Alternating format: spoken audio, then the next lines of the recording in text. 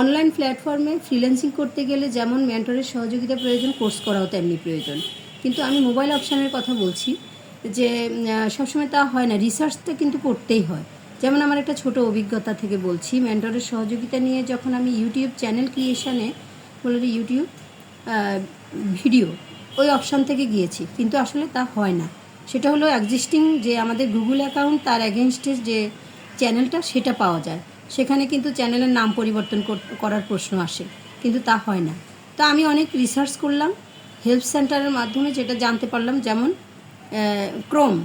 ক্রোমে আমি আসলাম, ক্রোম থেকে এই যে চ্যানেল মানে একদম লাস্টে একটা সেটিংস অপশান থাকে, সেটিংস অপশানে থেকে আমি যদি আসি চ্যানেল অপশান, এই চ্যানেলে যদি আমি যাই, সেখানে আমি ম্যানেজ ইউটিউব অ্যাকাউন্ট দেওয়ার পরে সেখানে কিন্তু আমরা পেতে পারি আমাদের সেই ক্রিয়েট চ্যানেল, নিউ চ্যানেল, এই যে ক্রিয়েট নিউ চ্যানেল।